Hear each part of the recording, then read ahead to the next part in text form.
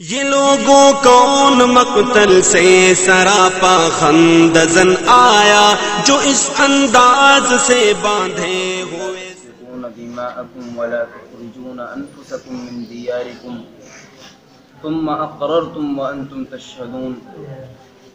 اور جب ہم نے تم سے پختہ عہد لیا لا تسفکون دماءکم کہ تم آپس میں خون نہیں بہاؤ گے، ولا تخرجون انفسکم من دیارکم اور اپنے لوگوں کو اپنے گھروں سے نہیں نکالو گے، ثم اقررتم وانتم تشہدون پھر تم نے اقرار کر لیا اور تم اس کو دیکھ رہے ہو، ثم انتم هؤلاء تقتلون انفسکم وتخرجون فریقا منکم من دیارہم پھر تم وہی لوگ ہو تقتلون انفسکم آپس میں قتل و قتال کرتے ہو، وَتُخْرِجُونَ فَرِيقًا مِّنْكُم مِّن دِيَارِهِمْ اور تم میں سے ایک جماعت اپنے گھر سے نکالتی ہے اپنے لوگوں کو، تَظَاهَرُونَ عَلَيْهِمْ بِالْإِثْمِ وَالْعُدْوَانِ اور ان کے خلاف گناہ اور زیادتی کے کاموں میں مدد کرتی ہے، وَإِن يَأْتُوكُمْ أُسَارَىٰ تُفَادُوهُمْ اور اگر وہ تمہارے پاس قید ہو کر کے آتے ہیں تو تم ان کا فدیہ دیتے ہو، وَهُوَ مُحَرَّمٌ عَلَيْكُمْ إِخْرَاجُهُمْ حالانکہ ان کا نکالنا ہی تم پر حرام تھا۔ افتؤمنون ببعض الکتاب وتکفرون ببعض کیا تم لوگ کتاب کے بعض حصے پر بعض احکامات پر ایمان لاتے ہو، وتکفرون ببعض اور بعض کا انکار کرتے ہو، فما جزاء من یفعل ذلک منکم تو اس شخص کی سزا کیا ہوگی جو تم میں سے ایسا کرے، الا خزی فی الحیات الدنیا سوائے دنیاوی شرمندگی کے، وَيَوْمَ الْقِيَامَةِ يُرَدُّونَ إِلَىٰ أَشَدِّ الْعَذَابِ اور قیامت کے روز ان کو سخت ترین عذاب کی طرف لوٹایا جائے گا، وَمَا اللَّهُ بِغَافِلٍ عَمَّا تَعْمَلُونَ اور جو کچھ تم کر رہے ہو اللہ اس سے غافل نہیں ہے۔ أُولَٰئِكَ الَّذِينَ اشْتَرَوُا الْحَيَاةَ الدُّنْيَا بِالْآخِرَةِ یہی وہ لوگ ہیں جنہوں نے دنیاوی زندگی کو آخرت کے مقابلے میں خرید لیا ہے، فَلَا يُخَفَّفُ عَنْهُمُ الْعَذَابُ تو ان سے عذاب میں کوئی تخفیف نہیں کی جائے گی، وَلَا هُمْ يُنصَرُونَ اور نہ ہی ان کی مدد کی جائے گی۔ یہ ہوا آپ کے سامنے قرآن کریم کا ترجمہ۔ دیکھیے ان آیات میں قوم بنی اسرائیل کا تذکرہ ہے۔ مختصر طور پر بنی اسرائیل سے اللہ نے 3 وعدے دیے تھے، 3 کاموں کے لیے کہا تھا۔ ایک یہ کہ آپس میں قتل و قتال نہیں کرو گے، ایک دوسرے کا خون نہیں بہاؤ گے، دوسرے یہ کہ کسی کو کسی اس کے گھر سے نہیں نکالو گے، یعنی اپنے قوم کے لوگوں کو مجبور کر کے ان کو گھر سے نکلنے پر مجبور نہیں کرو گے۔ نمبر 3 اگر بنی اسرائیل میں سے کوئی شخص قید ہو جائے تو فدیہ دے کر کے اس کو آزاد کر دو گے۔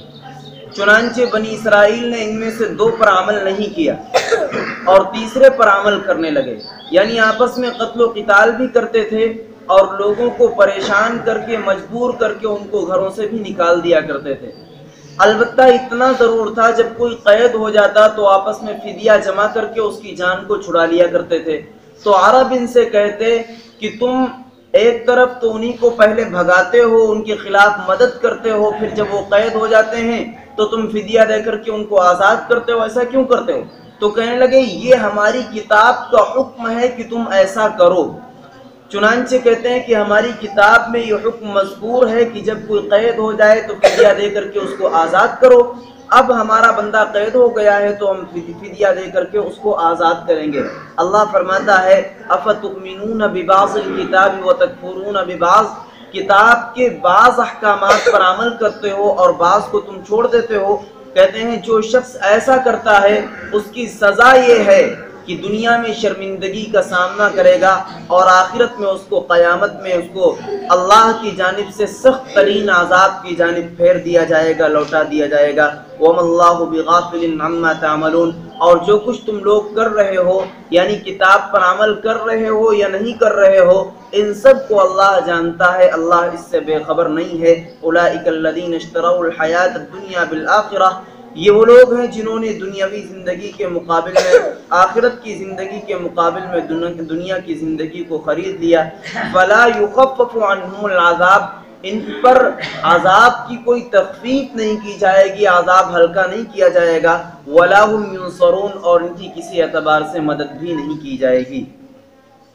وَلَقَدْ آتَيْنَا مُوسَى الْكِتَابَ وَقَفَّيْنَا مِن بَعْدِهِ بِالرُّسُلِ، اور تحقیق کہ ہم نے موسیٰ علیہ السلام کو کتاب عطا فرمائی، وَقَفَّيْنَا مِن بَعْدِهِ بِالرُّسُلِ، اور ان کے بعد بہت سارے انبیاء کو، رسولوں کو پے در پہ بھیجا، وَآتَيْنَا عِیسَى ابْنَ مَرْیَمَ الْبَیِّنَاتِ، اور مریم کے بیٹے عیسیٰ کو ہم نے دلائل دیے کھلے ہوئے، وَأَيَّدْنَاهُ بِرُوحِ الْقُدُسِ، اور روح القدس کے ذریعے ہم نے ان کی تائید فرمائی، أَفَكُلَّمَا جَاءَكُمْ رَسُولٌ بِمَا لَا تَهْوَىٰ أَنفُسُكُمْ اسْتَكْبَرْتُمْ بِمَا لَا تَهْوَىٰ أَنفُسُكُمْ اسْتَكْبَرْتُمْ، بہرحال جب تمہارے پاس کوئی رسول آیا ایسی باتوں کو لے کر کے لا تہویٰ انفسکم، جو تمہارے جی کو، تمہارے نفس کو اچھی نہیں لگی، استکبرتم، تو تم نے تکبر کیا، ففریقا کذبتم، تو تم میں سے ایک جماعت نے اس کو جھٹلا دیا، وفریقا تقتلون، اور تم میں سے ایک جماعت نے ان کا قتل کر دیا۔ ان آیات میں اللہ رب العزت حضرت موسیٰ علیہ السلام کے واقعے کو بیان فرماتا ہے۔ اللہ نے حضرت موسیٰ علیہ السلام کو دنیا میں پیغمبر اور نبی بنا کر کے مبعوث فرمایا، ان کو کتاب توریت عطا کی گئی، اور اس پر عمل کے لیے انہوں نے اپنی امت میں تبلیغ کی۔ اللہ فرماتا ہے ہم نے موسیٰ علیہ السلام کو بھی توریت دی، اور موسیٰ کے بعد بہت سارے انبیاء کو بھیجا۔ قفینا کے معنی ہے ایک کے بعد دوسرے کو بھیجنا، ترتیب وار، ایک آیا وہ چلا گیا، دوسرا آ گیا، دوسرے کے بعد تیسرا، تیسرے کے بعد چوتھا۔ الغرض کافی سارے انبیاء حضرت موسیٰ علیہ السلام کے بعد آئے۔ اللہ فرماتا ہے قفینا من بعدہ بالرسل، ان کے بعد انبیاء کی ایک جماعت ان کے پیچھے ہم نے بھیجی ہے۔ وآتینا عیسی ابن مریم البینات، اور مریم کے بیٹے حضرت عیسیٰ کو ہم نے کھلے ہوئے دلائل دیے ہیں، ایسے کھلے ہوئے دلائل جو دلالت کرتے ہیں نبوت پر۔ وَأَيَّدْنَاهُ بِرُوحِ الْقُدُسِ، اور ہم نے ان کو روح القدس کے ذریعے تائید فرمائی۔ یہاں پر تذکرہ آیا ہے حضرت عیسیٰ اور حضرت مریم کا۔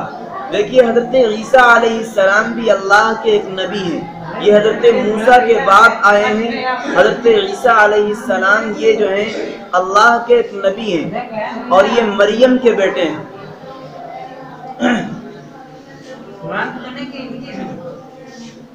یہ حضرت مریم کے بیٹے ہیں، تو اللہ رب العزت نے ان کو دنیا میں نبی بنا کر کے ارسال بھیجا ہے۔ چنانچہ اللہ فرماتا ہے آتینا عیسی ابن مریم البینات، ہم نے مریم کے بیٹے عیسیٰ کو کھلے ہوئے دلائل دیے، ایسے دلائل جن سے نبوت واضح ہو جایا کرتی ہے، جن سے صاف یہ ثابت ہو جاتا ہے کہ یہ آدمی نبی ہے۔ حدیث پاک میں آتا ہے جب کوئی بچہ پیدا ہوتا ہے تو شیطان اس کو چھو لیتا ہے، جس کے چھونے کی وجہ سے وہ بچہ رونے لگتا ہے۔ آپ دیکھیں گے جب بھی بچے کی ولادت ہوتی ہے، پیدائش ہوتی ہے، ہر بچہ رونا شروع کر دیتا ہے۔ حدیث میں آتا ہے جب بچہ پیدا ہوتا ہے تو شیطان اس کو مس کر دیتا ہے، اس کو چھو لیتا ہے، جس کی بنا پر بچہ رونے لگتا ہے۔ لیکن ایک حضرت مریم اور ایک حضرت عیسیٰ، ان کو اللہ رب العزت نے مس شیطان سے محفوظ فرمایا۔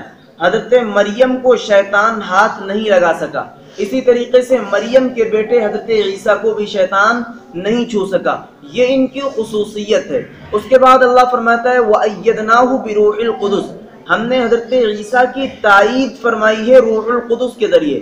روح القدس کس کو کہتے ہیں؟ حضرت جبریل علیہ السلام۔ حضرت جبریل علیہ السلام کو حضرت عیسیٰ کے ساتھ لگا دیا گیا تھا، چنانچہ بہت سارے مقامات پر جیسے مس شیطان سے حفاظت کا ذریعہ حضرت جبریل بنے، اسی طریقے سے حضرت عیسیٰ کے ساتھ قدم بقدم حضرت جبریل علیہ السلام رہے ہیں ان کی حفاظت کے لیے، حتیٰ کہ آخری وقت میں بجائے انتقال کے ان کو آسمانوں پر اٹھا کر لے جانے والے بھی حضرت جبریل علیہ السلام ہیں۔ تو روح القدس سے یہاں پر یا تو مراد حضرت جبریل ہیں یا پھر روح القدس۔ روح سے مراد قرآن کریم ہے۔ قرآن کریم یہاں پر روح سے مراد ان کی کتاب توریت ہے، چونکہ حضرت عیسیٰ کو توریت ملی تھی تو روح سے مراد ان کی کتاب توریت ہوگی۔ اچھا توریت کو روح کیوں کہا گیا؟ دیکھیے قرآن کو بھی روح کہا گیا ہے، ایک جگہ قرآن کریم کے الفاظ ہیں وہاں قرآن کو لفظ روح سے تعبیر کیا گیا ہے۔ جس طریقے سے روح انسان کے جسم کی بقا کا سبب ہے، اگر جسم کے اندر روح نہ ہو تو جسم باقی نہیں رہے گا۔ ارے بھائی روح کے بغیر جسم باقی رہ سکتا ہے؟ نہیں رہ سکتا ہے۔ جس طرح سے روح انسان کے ظاہری جسم کے باقی رہنے کا سبب ہے، اسی طریقے سے قرآن انسان کے ایمان کے باقی رہنے کا سبب ہے۔ اس بنا پر کتاب کو یعنی توریت کو یہاں پر روح کہہ دیا گیا ہے، اسی طریقے سے دوسرے مقام پر قرآن کو لفظ روح سے تعبیر کیا گیا ہے۔ اس کے بعد اللہ فرماتا ہے اَفَكُلَّمَا جَاءَكُمْ رَسُولٌ بِمَا لَا تَهْوَىٰ أَنفُسُكُمُ اسْتَكْبَرْتُمْ۔ ان آیات کا ایک خاص منظر ہے۔ اللہ کے نبی علیہ السلام نے حضرت موسیٰ، حضرت عیسیٰ، حضرت داؤد، سلیمان، یحییٰ، زکریا، ان سب انبیاء کے واقعات آپ نے اپنی قوم کو سنائے۔ آپ بتایا کرتے تھے کہ فلاں نبی گزرے ہیں، انہوں نے یہ کیا، ان کی امت نے ان کے ساتھ ایسے ایسی حرکتیں کی، ان کی امت نے ان کے ساتھ ایسے احسانات کیے، نبی نے اپنی امت کے ساتھ اتنا کام کیا، اتنی تبلیغ کی، اتنی محنتیں کی، یا ایسے ایسے واقعات اور معجزات پیش آئے۔ تو بعض منافق صفت انسان، بعض لوگ اللہ کے نبی کی خدمت میں آئے اور کہنے لگے یا رسول اللہ، آپ جو واقعات سناتے ہیں حضرت عیسیٰ کے، حضرت موسیٰ کے، یا اس کے علاوہ دیگر انبیاء کے کہ فلاں نبی نے یہ کر دیا، فلاں نبی کا یہ معجزہ تھا۔ مثلا حضرت عیسیٰ علیہ السلام، اللہ نے ان کو قوت دی تھی کہ یہ مردوں کو زندہ کر دیا کرتے تھے اللہ کے حکم سے۔ اللہ نے ان کو یہ طاقت دی تھی کہ یہ نابینا کو بینائی عطا کر دیا کرتے تھے، یعنی اندھے کو صحیح سلامت کر دیا کرتے تھے، وہ دیکھنے لگتا تھا۔ تو یہ ایک بہت بڑا معجزہ تھا، مٹی کی چڑیا بنا کر کے اس کو اللہ کے حکم سے اڑا دیا کرتے تھے۔ تو لوگ آئے اور کہنے لگے یا رسول اللہ، آپ بھی اگر اللہ کے نبی ہیں تو آپ ایسا کیجئے کہ آپ بھی جو معجزات پہلے انبیاء نے کیے ہیں آپ بھی ان کو کیجئے۔ اللہ فرماتا ہے اَفَكُلَّمَا جَاءَكُمْ رَسُولٌ بِمَا لَا تَهْوَىٰ أَنفُسُكُمْ۔ جب کوئی نبی آتا ہے اور کچھ ایسے دلائل، کچھ ایسے احکامات لے کر کے آتا ہے جو تمہیں اچھے نہیں لگتے ہیں، تو تم کیا کرتے ہو؟ استکبرتم، تو تم تکبر کرنے لگتے ہو۔ فَفَرِيقًا كَذَّبْتُمْ، تم میں سے ایک جماعت اس کو جھٹلا دیتی ہے، وہ فَرِيقًا تَقْتُلُونَ، اور ایک جماعت جو ہے وہ قتل و قتال پر آمادہ ہو جاتی ہے۔ چنانچہ کتنے انبیاء ایسے آئے ہیں، شاید کوئی نبی ایسا گزرا ہو جس کی قوم نے اس کو نہ جھٹلایا ہو۔ ہر نبی کو جھٹلایا گیا۔ حضرت نوح جیسے جلیل القدر پیغمبر جنہوں نے 1000 سال تک تبلیغ کی، اس کے باوجود کل 80 افراد ایمان میں داخل ہوئے، اس کے علاوہ جتنے تھے وہ سب انکار کرنے والے، جھٹلانے والے تھے۔ اللہ کے نبی علیہ السلام کو کتنے لوگوں نے مانا ہے اور کتنے لوگوں نے آپ کا انکار کیا ہے، آپ کو جھٹلایا ہے۔ قرآن جیسی مقدس کتاب کو دنیا میں 2 گروہ ہیں، ایک گروہ وہ ہے جو قرآن کو مانتا ہے، ایک گروہ وہ ہے جو قرآن کا انکار کر دیتا ہے۔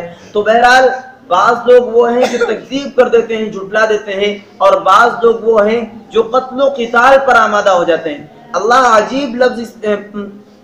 نے عجیب لفظ استعمال کیا ہے، وہ فریقاً تقتلون، ایک جماعت تم میں سے ایسی ہے جو انبیاء کو جھٹلاتی ہے، دوسری جماعت ایسی ہے جو انبیاء کا قتل کر رہی ہے۔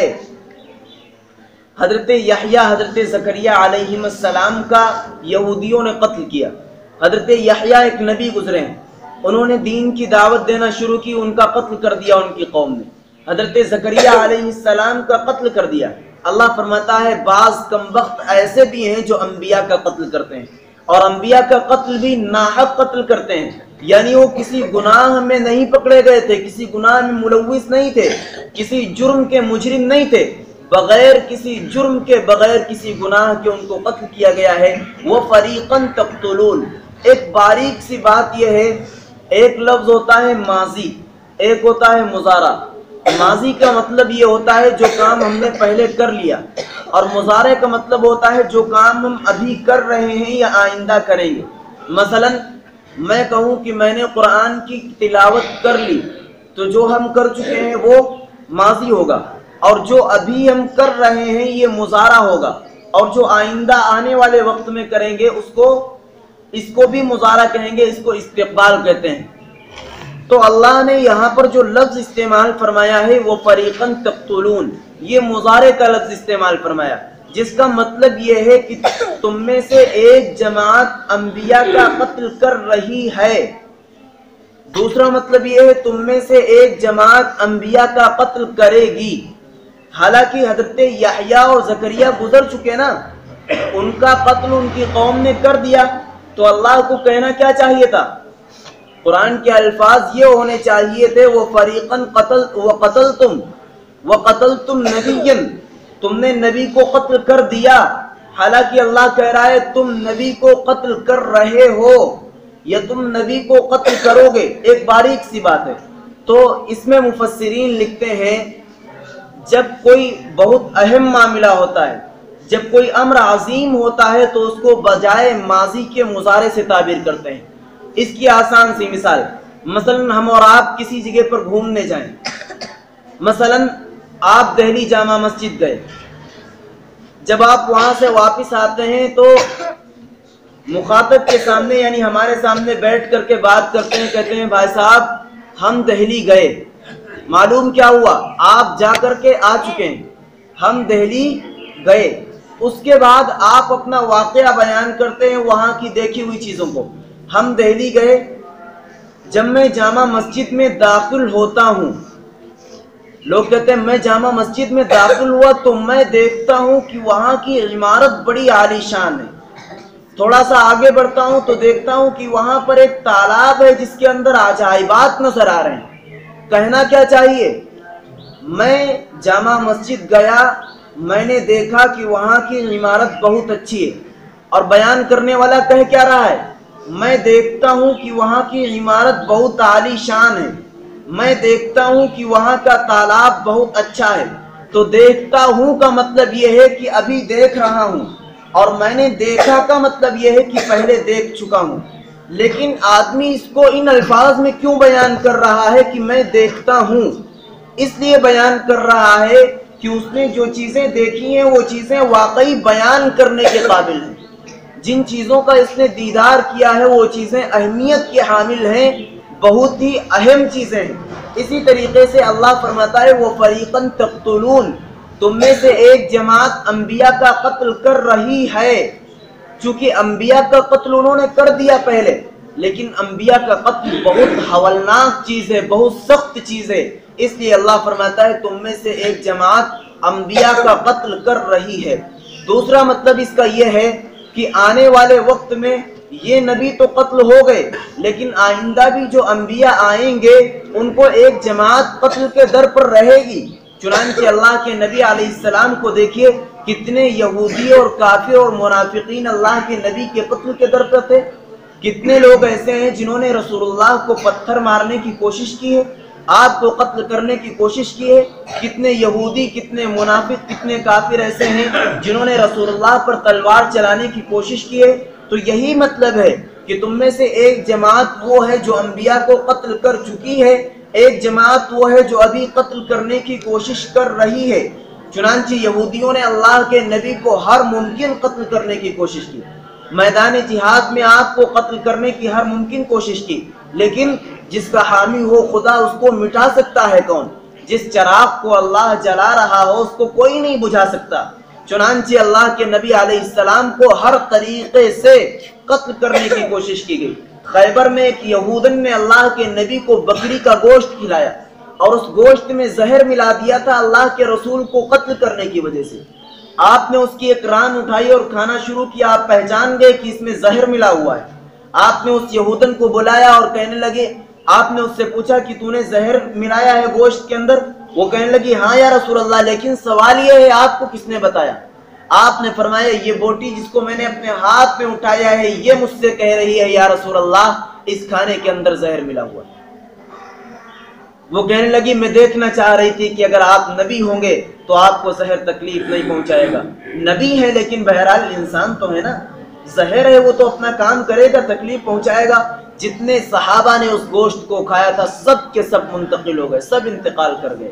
اللہ کے رسول علیہ السلام جب انتقال کے آپ کا وقت آیا ہے تو آپ نے حضرت عائشہ سے کہا کہ عائشہ خیبر میں جو یہودن نے مجھے زہر کھلایا تھا گوشت میں ملا کر کے، آج بھی اس کا اثر، اس کی تکلیف باقی ہے، اور جو میری آخری رگ کٹ رہی ہے اسی زہر کی وجہ سے کٹ رہی ہے. تو لوگوں نے اللہ کے نبی کو قتل کرنے کی کوشش کی ہے. لبید بن عاصم نے اللہ کے نبی پر جادو کر دیا، جادو کے ذریعے آپ کو قتل کرنے کی کوشش کی.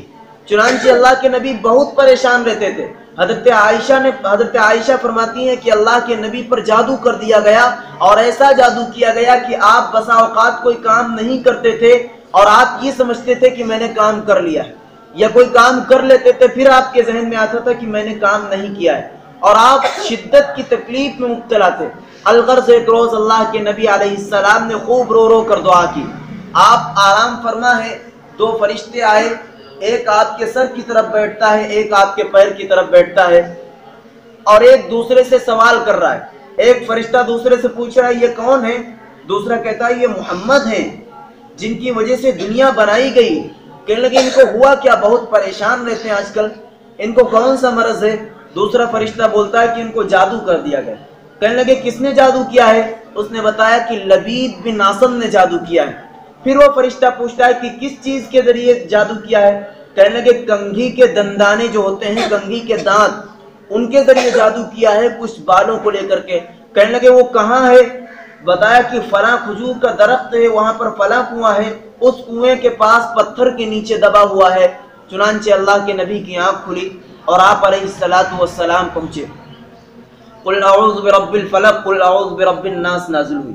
اللہ کے نبی اس جگہ پر گئے جو جگہ آپ نے خواب میں دیکھی تھی۔ آپ دیکھتے ہیں وہی کنواں ہے، وہی درخت ہے، وہی پتھر ہے۔ آپ نے اس پتھر کو اٹھایا اور آپ دیکھتے ہیں کہ اس کے نیچے وہی چیزیں موجود ہیں۔